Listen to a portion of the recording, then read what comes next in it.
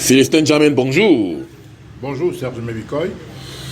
Nous avons appris aujourd'hui la mort du maire de Buea, Patrick Ekema. Quel est le regard que vous portez justement sur cette onde de choc qui a frappé la ville de Buea?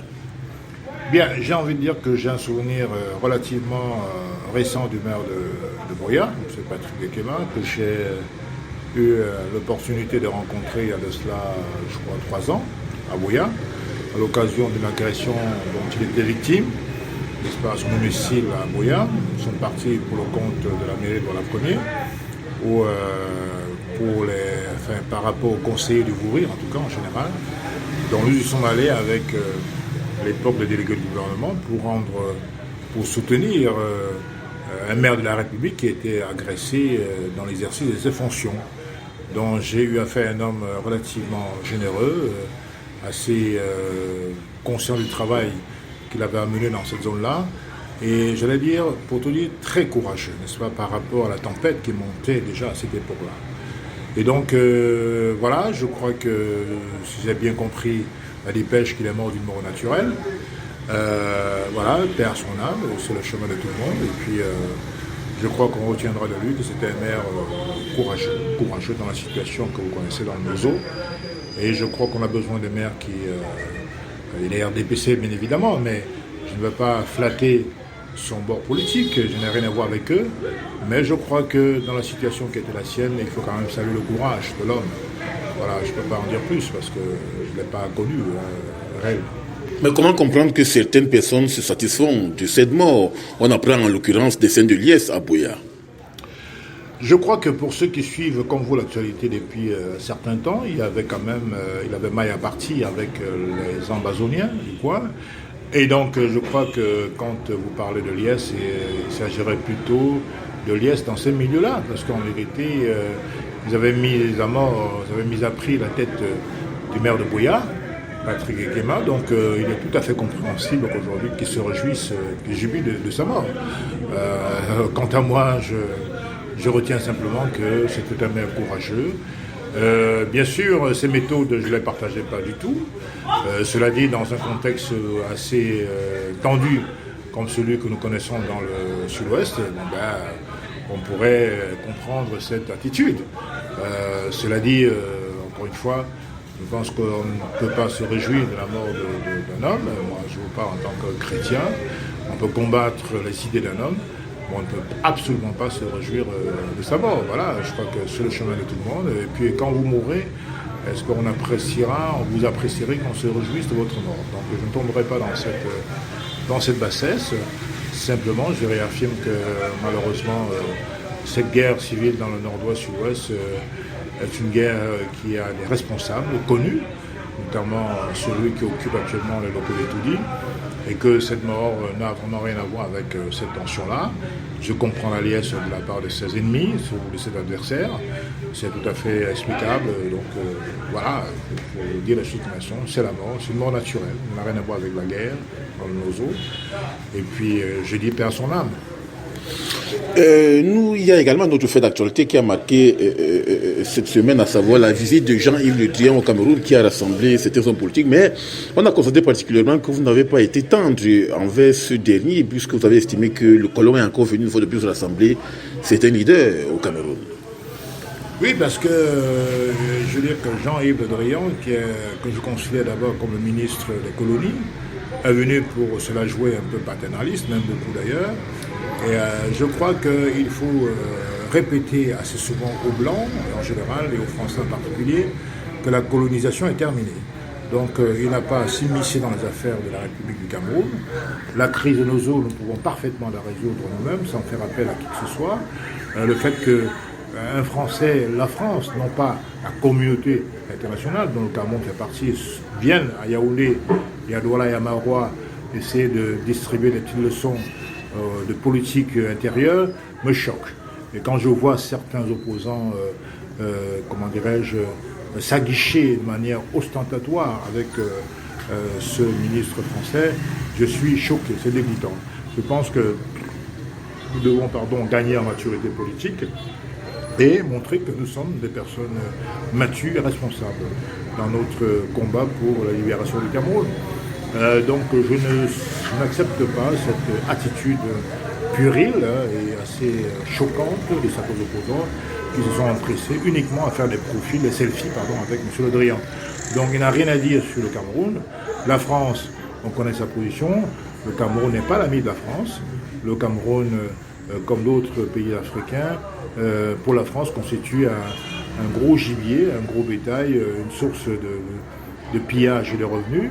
Et donc c'est en cela qu'il faut voir la venue de M. Le Drian au Cameroun, d'autant plus qu'il y a quand même l'affaire Bolloré qui s'est, comment dirais-je, pointée à l'horizon, dont on peut estimer qu'il est venu préserver les intérêts français. On sait bien que le réseau Bolloré au Cameroun est extrêmement important et très lucratif, donc j'imagine que M. Bolloré, Le Drian est venu pour réhabiliter Bolloré, qui était déjà écarté de la gestion du terminal en conteneur du port autonome de Douala. Donc voilà, cette visite ne nous apporte rien. Bien au contraire, avec le comportement de certains opposants qui s'affichaient dans ces photos-là, je crois que ça ridiculise un petit peu la classe politique camerounaise, et évidemment je suis contre. Mais le président national du MLC, Maurice Kamto, l'a pourtant rencontré, et vous êtes en désaccord avec lui. Je crois que tout le monde a pu constater que le président national, Maurice Kamto, en même temps président élu du Cameroun, a effectivement répondu de manière courtoise à une invitation politique. Il s'est assis autour d'une table et puis, d'après les retours que j'ai, il n'a pas passé beaucoup de temps. En tout cas, il ne s'est pas comporté comme les opposants que je fustige. Et donc vous avez tous vu, n'est-ce pas, les selfies assez triomphateurs, si j'ose dire, dans les réseaux sociaux. Donc je pense que Maurice Kamto n'est pas tombé dans ce piètre piège, et je crois que c'est peut-être son honneur. Alors évidemment, les gens ont gossé, ont susurré, ont supputé sur un article que j'avais envoyé sur Internet. Cela dit, je crois qu'il faut clarifier les choses. M. Kamto, tout le monde connaît son indépendance d'esprit. C'est un homme qui est tout sauf complexé, bien au contraire. C'est un homme qui est extrêmement ferme, mais doté également d'un très grand humanisme. Donc c'est comme ça qu'il faut considérer les choses. Je comprends bien que la sous-section du RDPC de Facebook s'agite, n'est-ce pas, à vouloir juxtaposer les écrits et les photos, mais ça ne marche plus. On sait bien qu'il y a un M. Kamto en Afrique tous les 50 ans. Il faut profiter de sa présence et de la chance qu'il nous a donnée. Je réitère effectivement et évidemment d'ailleurs toute ma confiance au président Kamto. Je suis remercié parce que je pense qu'il est pour nous encore aujourd'hui le meilleur porteur de projet pour la tendance au Cameroun. Donc c'est pour ça que je le soutiens. Il a tout mon soutien évidemment, je n'avais pas besoin de le préciser, mais à l'occasion de cette polémique, je tenais quand même à le dire que M. Kamto est un homme qui mérite le soutien de tous les Camerounais, pas seulement des militants du MRC. Je suis sûr que d'ici peu, il retrouvera la place qui est la sienne au Cameroun. Vous venez de passer 9 mois en prison, à la prison principale de Yaoundé. Quelles leçons tirez-vous de ce séjour en milieu carcéral? C'est un séjour, vous l'imaginez bien, extrêmement douloureux, mais également un séjour riche d'expériences personnelles. En tout cas, j'ai appris à titre personnel beaucoup de choses. J'ai pu toucher du doigt les conditions carcérales extrêmement inquiétantes et pernicieuses que subissent nos frères à longueur d'année, si j'ose dire. Et je crois qu'il est temps pour moi, ayant traversé cette période pas facile du tout, à les dénoncer. Il n'est pas normal qu'il y ait des mineurs en prison, il n'est pas normal qu'il y ait des malades mentaux gardés dans des centres pénitentiaires. Leur place n'est pas là. Je crois que le code de procédure pénale est extrêmement clair à ce niveau-là. On ne doit pas maintenir les malades mentaux dans les hôpitaux, dans les centres pénitentiaires. Il y a des centres spécialisés qui doivent accueillir les malades mentaux. Or, ce n'est pas le cas puisque j'ai vu le contraire en prison. Bon, maintenant, je crois que ça nous a aussi donné l'occasion de voir de l'intérieur, n'est-ce pas, les abus de ce régime qui finalement ne peut plus continuer à berner les Camerounais sur le soi-disant état de droit. Il n'y a pas d'état de droit au Cameroun. Il y a, n'est-ce pas, des textes cosmétiques pour essayer un peu de berner la communauté internationale. Et la prison n'est qu'une facette de cet horrible système qu'il va falloir, par tous les moyens nécessaires et légaux, détruire. Aujourd'hui, je suis fier d'être passé par là. On n'a pas acheté ma conscience, on n'a pas négocié, comme j'ai entendu d'ici et là, nos libérations.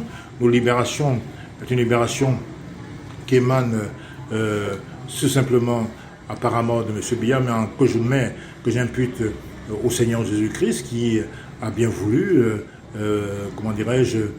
pousser cette dictature à nous libérer sans motif, comme il nous avait jetés en prison sans motif.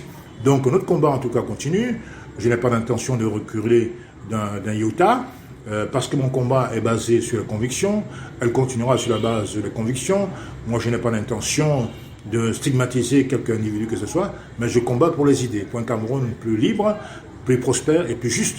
Voilà tout mon combat, j'en ai pas d'autre. Et en entrant en prison, j'étais déjà imprégné de ces valeurs-là. S'il va falloir y retourner pour les mêmes valeurs, eh bien, je n'hésiterai pas. Je ne peur de rien. Moi, ce qui compte, c'est de me battre pour mon pays. Pour que mon pays soit libéré et pour que mon pays sorte de l'ornière, tout simplement.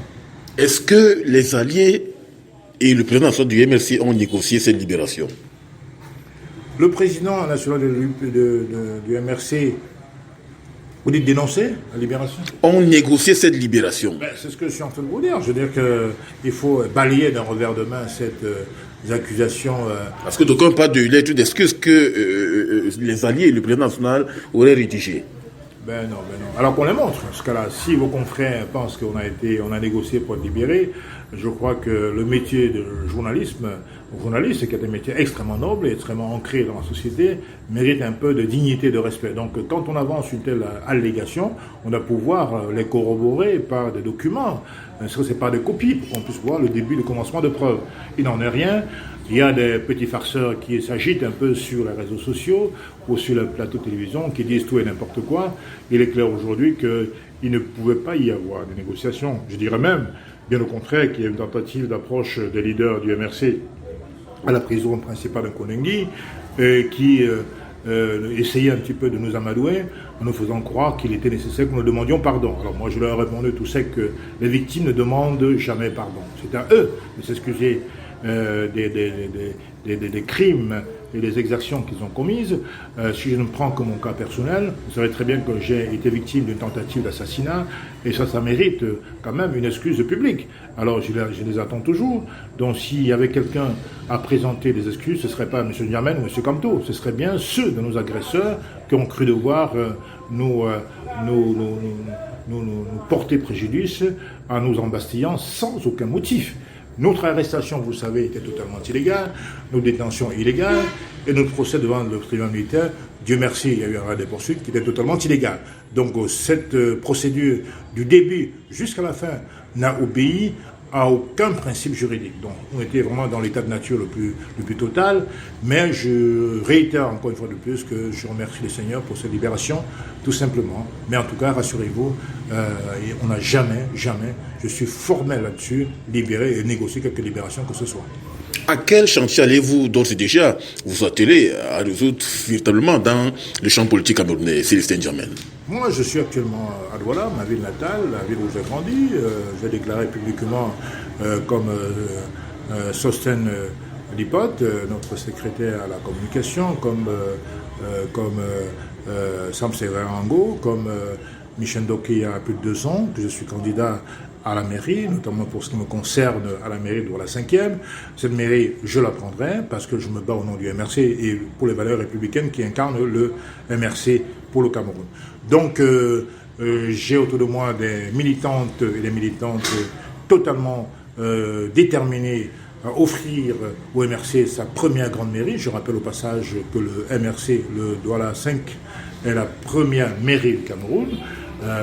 Donc c'est ainsi, et je me bats sur le terrain sans sous-estimer aucun adversaire pour que cette mairie, soit une mairie gérée pour la première fois par un militant du MRC pour le bonheur des habitants de Douala 5e, et nous ne faillirons pas, nous irons jusqu'au bout. Parce que moi et mon équipe, que je commence déjà à mettre en place, méritons cette mairie, nous méritons d'apporter, n'est-ce pas, si j'ose dire, ce trophée, entre guillemets, je me précipite de mettre guillemets au MRC, parce que nous voulons montrer à travers Douala 5e notamment, et bien d'autres mairies que nous glanerons, sans aucun doute, n'est-ce pas, que le Cameroun peut être géré autrement. Il en est de même, comme il en est du Douala 5e, il en sera de même pour toutes les mairies du Mungo. Nous serons présents dans chaque mairie du Mungo, et puis peut-être par dérogation une ou deux mairies, mais en tout cas je peux vous dire que On remarque que vous êtes pourtant conseiller municipal à Douala 1er. Qu'est-ce qui vous pousse, quelles sont les raisons qui vous amènent à candidater aujourd'hui pour Douala 5e? Je suis actuellement un habitant de Douala 5e. C'est vrai qu'en 2013, lors des élections municipales, législatives au Cameroun, j'étais résident à Douala 5e. J'y suis né, comme je vous l'ai dit, la maison familiale y est encore. Je prends encore d'agréables moments à y faire un tour et à y passer quelques temps. Donc j'ai essayé de jauger les rapports de force entre les deux circonscriptions et j'ai porté mon choix et je l'assume sur Douala 5e. Pour les raisons d'abord que je vous ai indiquées tout à l'heure, je suis habitant de Douala 5e, je connais le terrain et progressivement je suis en train, de rassembler toutes les lacunes qui mériteraient qu'on y travaille. Et donc, je crois que tout est à refaire dans la 5e. C'est un département, une circonscription totalement sinistrée, qui a été mise en charpie et complètement saucissonnée par le RDPC. Et j'ai la mission de remettre sur pied cette très grande mairie et de faire d'elle une mairie modèle au Cameroun. Est-ce que vous ne voulez pas challenger, par exemple, vos anciens camarades du SDF? On a entre autres Carlos Ngualem, qui est président de section à Douala 5e, entre autres. Oui, bon, tant mieux si le SDF a encore une existence à la 5e, mais peu importe. Moi, je challenge tous les candidats qui se présentent sur ma route. Je suis un démocrate, un républicain et un combattant. Je reconnais à toute femme et à tout homme le droit de se porter candidat. Nous débattrons sur les idées, nous les présenterons au peuple de la 5e qui portera son jugement à travers les élections. Donc, je n'ai peur de personne, je n'ai peur de rien.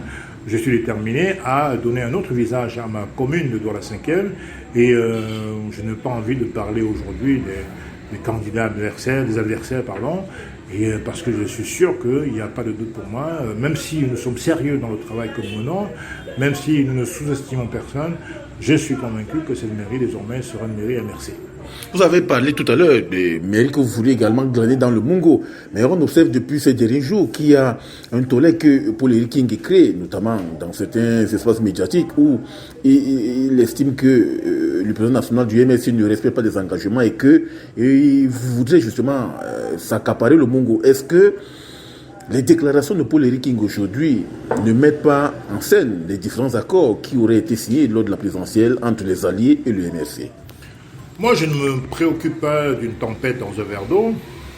Je crois que si l'ancien maire de Djomé Pendia prétend avoir sous la main, un document qui serait la plateforme signée du président Campo lui-même dans qu'elle est produit. Ce qui est certain, c'est qu'une alliance électorale n'est pas permanente. Une alliance électorale est conçue pour une échéance précise.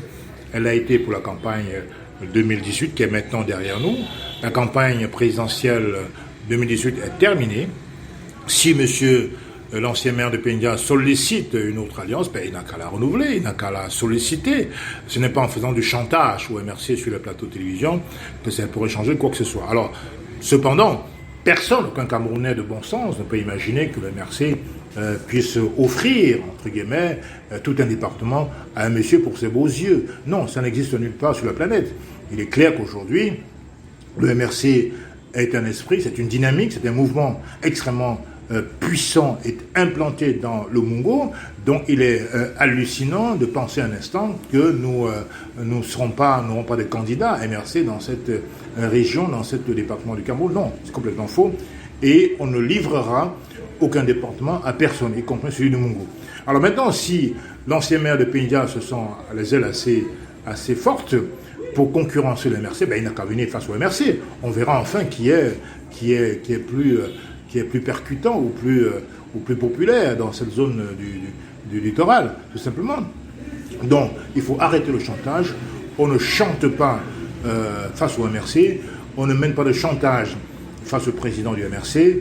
Le MRC est un parti qui est bien implanté dans le Mongo, est un parti qui a des milliers, voire des millions de militants au Cameroun et pas mal de militants en particulier dans le Mongo. Moi, j'ai beaucoup d'estime pour le travail qui est abattu par les militants du Mongo. Ils ont leur place. Ils doivent être candidats partout où cela est possible. J'entends dire qu'il y a 18 mairies. Eh bien, j'ai le sentiment, j'ai la faiblesse de penser que sur les 18 mairies, nous pourrons remporter au minimum 15 mairies. Tout simplement. Est-ce qu'il y a eu des problèmes lorsque vous étiez en milieu carcéral entre Paul Éric Ngué et le président national du MRC? Parce qu'on a l'impression que ces scènes de chantage ne naissent pas ex nihilo. Non, il faut lui poser la question. Je n'ai pas rentré dans ces considérations. Chacun a ses états d'âme, je dirais. Chacun a ses humeurs, chacun a ses frustrations. S'il en a, il n'a qu'à les dévoiler, n'est-ce pas, vous, journalistes. Moi, je n'ai pas rentré dans ces considérations. Moi, je tiens compte des déclarations qu'il a faites.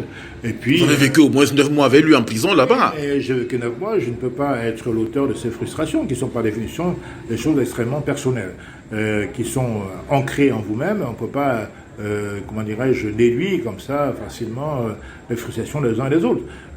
Évidemment, j'ai mon idée, j'ai l'appréciation de chacun d'entre eux, puisqu'on a vécu pendant 9 mois, heure par heure, jour par jour, dans cette cellule de Kondengui.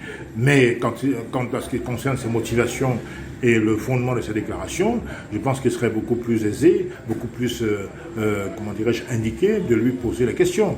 Et les réponses seront beaucoup plus intéressante que ce que je ne peux donner, parce qu'elle viendrait de l'auteur de ses paroles, de ses propos lui-même.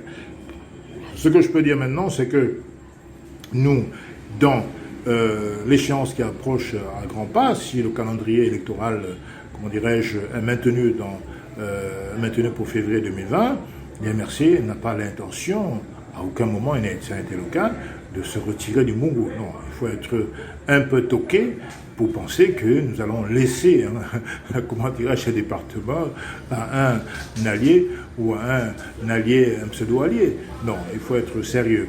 Nous avons des militants là-bas qui travaillent depuis des années. Personne ne peut comprendre qu'on efface d'un revers de main le travail de ces militants. Il faut être respectueux de ce travail-là. Il faut être respectueux de la force républicaine qu'incarnent aujourd'hui les militants du MRC dans ce département. Et, encore une fois, il y a la justice du terrain. Si quelqu'un se sent les ailes assez fortes, je le redis encore une fois, il n'a qu'à se présenter devant les électeurs et on verra qui perd, qui gagne, tout simplement. Le MRC est donc prêt à aller aux élections en 2020, mais avec un code électoral qui est toujours pourvu de lacunes et d'insuffisances. Oui, nous continuons de nous battre pour un code électoral réformé, un code électoral consensuel. Nous nous battons pour que les articles les plus liberticides soient évacués de ce code. Je pense notamment à l'article 113, alinéa 4 du code électoral, qui dit que seul le PV du président du bureau de vote fait foi, ce qui supposerait que le scrutateur qui partage la même salle que ce président du bureau de vote, qui est en général un fonctionnaire du LECAM, et l'ECAM qui lui-même est une sous-section du RDPC, peut parfaitement falsifier ce PV et il fera foi au détriment des autres. Donc il faut éliminer cet article, de la même manière que nous sommes pour l'abrogation de l'article 137 du Code électoral qui dispose qu'on doit proclamer les résultats dans les 15 jours. Je pense que la technologie aujourd'hui nous permet de pouvoir proclamer comme au Bénin et comme au Nigeria voisin, n'est-ce pas, les résultats d'une élection en 24 heures. C'est possible. On n'est pas les plus bêtes d'Afrique. Je pense également qu'il faut restaurer très rapidement les élections à 2 tours. Beaucoup de pays le font, il n'y a pas de mal à cela. Il faut, au premier tour, on peut éliminer. Au deuxième tour, on est qualifié et on choisit en fonction de son idéologie majeure. On peut également penser, c'est notre requête depuis très longtemps, supprimer, n'est-ce pas, les LECAM. Nous avons besoin d'une commission électorale véritablement indépendante qui mettrait sur pied, n'est-ce pas, la constitution des forces de l'opposition et même du parti au pouvoir, parce qu'on en a marre des LECAM qui est aujourd'hui, une sous-section du RDPC. C'est bourré de fonctionnaires nommés par le président national du RDPC. On ne peut pas non plus admettre qu'à travers l'article 44.2, que M. Biya puisse mettre fin, selon son humeur, aux fonctions du président de l'ECAM ou des membres de l'ECAM. On a vu à l'époque, il y a quelques années, M. Foncamazo, qui manifestait quelques velléités d'indépendance, être rabroué, être démis de ses fonctions, sur la base notamment de l'article 44, alinéa 2 du code électoral. Donc il y a tout cela.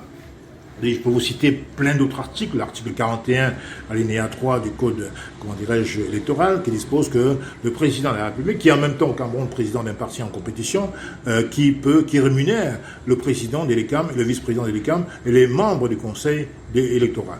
Donc vous voyez, tous ces éléments qui sont liberticides font qu'il n'y a pas d'objectivité, de neutralité, d'impartialité dans le fonctionnement de l'ECAM. Or, c'est l'organe qui est censé gérer, qui est censé superviser, qui est censé organiser les élections au Cameroun. Donc, il y a un besoin de neutralité et d'impartialité absolue de ces organes-là. C'est ce que disent les textes. Donc, on ne peut pas aujourd'hui continuer à évoluer avec ce code-là. Néanmoins, le fait qu'il ne soit pas abrogé avant les prochaines élections ne nous condamne pas à boycotter, parce que nous savons très bien que les boycotts dans l'histoire du Cameroun n'ont rien donné. La politique de la chaise vide ne donne rien. Je suis même convaincu que les dictateurs prient pour que l'opposition boycotte, pour qu'ils s'arrogent tous les sièges à l'Assemblée nationale et dans les assemblées locales. Donc nous irons bien aux élections, on ne boycottera pas, mais en même temps, ça peut paraître assez contradictoire, mais ça ne l'est pas, parce que nous n'allons pas aux élections parce qu'on cautionne le code électoral. On y va parce qu'il est hors de question qu'on laisse la place au RDPC, qu'on leur laisse à travers un boycott souhaité de leur part pour qu'ils s'accaparent tous les sièges dans les assemblées locales et dans les assemblées nationales. Donc voilà un peu cette mise au point que je voulais faire. Il n'y a pas de contradiction. Le code électoral doit être combattu, mais nous pouvons combattre et vaincre ce système avec leur mauvaise loi. C'est possible. Nous souhaitons dans l'idéal qu'il en est autrement. On souhaite que le code électoral soit conçu pour tout le monde, pour tous les partis, y compris pour le RDPC, mais pas taillé sur mesure pour un homme ou pour un parti. Voilà notre combat. Nous ne laisserons pas un espace, le moindre espace, par le boycott, à M. Biya et ses amis de s'accaparer tous les sièges dans les assemblées. Trouvez-vous normal d'aller aux élections alors que la crise au nord-ouest et au sud-ouest continue de perdurer? C'est le Saint-Germain. Oui, mais c'est un dilemme, c'est un problème assez kafkaïen, parce qu'en vérité, en même temps, il y a déjà eu 2 prorogations des mandats des élus. Est-ce que la loi permet une troisième prorogation? Si, peut-être, en modifiant la Constitution ou en changeant la loi. C'est possible aussi. Mais en même temps, de l'autre côté, on se rend bien compte que le NOZO, il y a une guerre civile qui est qui existe maintenant depuis pratiquement 2 ans et demi, 3 ans, et que si effectivement les gens ne vont pas voter, ça supposerait donc que l'élection a lieu dans 8 régions sur 10. Or, la loi précise que l'élection a lieu sur l'ensemble du territoire national. Donc, comment on fait pour résoudre ce problème-là? Bien, je crois que c'est le serpent qui se mord la queue. M. Biya a mis le feu, il n'arrive pas à l'éteindre aujourd'hui. Mais dans tous les cas de figure, je pense qu'au final, il va falloir quand même aller à ces élections, parce qu'on ne peut pas non plus laisser le statu quo. Il faut bien qu'il y ait de nouvelles assemblées nationales, de nouvelles assemblées locales, et que les gens puissent non seulement prendre le pouvoir pour essayer de résoudre cette crise que le gouvernement n'arrive pas à résoudre. On ne peut pas laisser perdurer indéfiniment la crise dans nos zones. Il faut bien que les gens capables prennent le pouvoir dans ce pays pour apporter de vraies solutions. C'est en cela que se prononçait son Excellence Maurice Kamto pendant la campagne de la présidentielle, quand il disait que sa première action dès qu'il sera élu président de la République, c'est de faire un voyage dans le NOZO pour parler à ses concitoyens anglophones. Étant donné que, évidemment, sans partager l'option de la sécession, qui n'en est pas une, qui n'est pas une option, mais il faut parler aux sécessionnistes. Parce qu'on pense que c'est les enfants du Cameroun, ils ont des choses à dire, c'est par dépit amoureux, si j'ose dire, qu'ils veulent claquer la porte de la nation, de la République, mais je crois qu'il est encore temps de leur parler, de leur dire des choses. Et ça a été complètement mis de côté, cette vision-là, lors de ce grand dialogue national. Parce que nous souhaitons le dialogue, mais un vrai dialogue. Un dialogue qui va réunir autour d'une table des véritables protagonistes. Là, ce n'est pas le cas. Il se trouve que ceux qui étaient concernés directement par cette crise dans le Nord-Ouest étaient M. Ayoub Tabé Sissoukou et ses amis. Or, ils ont été non seulement maintenus en prison, mais, je veux dire, condamnés de très lourdes peines, notamment une peine à perpétuité. Donc, ce n'est pas des signes d'apaisement, ce n'est pas les signes d'un État ou d'un gouvernement qui voulait véritablement résoudre la crise dans nos zones. Quand on veut résoudre une crise, on appelle ses ennemis, ceux qui posent problème. Or, qu'est-ce qu'il a fait? Il a appelé ses amis, n'est-ce pas, les gouverneurs de province, gouverneurs de région, pardon, les présidents de sous-sections et des sections ADPC, les ministres en fonction, et même pire encore, ceux qui ne reconnaissent même pas, à l'instar de M. Peter Mafany Musonge, qu'il existe une crise anglophone. Alors, comment dans ce cas-là parler de dialogue? Il n'y a pas de dialogue du tout. Il y a une commande de M. Guterres qui a voulu que M. Biya, pour participer à une session de l'ONU, puisse quand même prononcer un discours, n'est-ce pas? Et qu'il puisse lui permettre d'afficher qu'il a quand même, n'est-ce pas, parlé d'un dialogue qui mettait au cœur des négociations les différents protagonistes directs de cette crise. Est-ce qu'en organisant les élections dans un contexte de crise, il ne s'agit pas d'une logique qui vise à entériner la sécession finalement? Oui et non. Oui, à entériner parce que, effectivement, si il s'avère que l'État est totalement absent pendant ces élections, eh bien, ça voudrait dire que les forces ambazoniennes, si j'ose dire, si elles existent, pourraient prétendre avoir dominé ou avoir imposé sa loi dans cette région. Et dans ce cas-là, on peut dire qu'effectivement, nous serions en train de perdre les deux régions du Cameroun.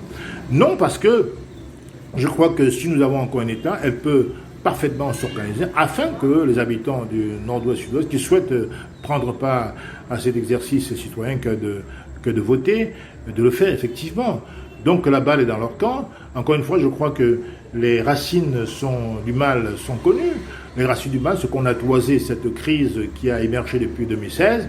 On n'a pas voulu entendre les cris de nos frères du sud-ouest et du nord-ouest qui manifestaient ne serait-ce que pour leurs droits personnels, pour leurs droits corporatistes et qui a progressivement basculé vers une crise politique. Donc voilà la réalité. La situation n'est pas aisée. Mais je pense que s'il y avait une volonté de faire bien les choses, d'associer tous les Camerounais à la résolution de cette crise, je crois qu'on serait parvenu. Mais puisque ce gouvernement est totalement entêté, est totalement antipatriote et ne pense qu'à son bien-être personnel, eh bien, je crois que la situation s'enlise. Malheureusement, ce grand dialogue n'a accouché que d'une souris et les têtes coupées ne font que s'amonceler et les crimes odieux ne font que s'intensifier dans le nord-ouest, sud-ouest. Donc voilà, les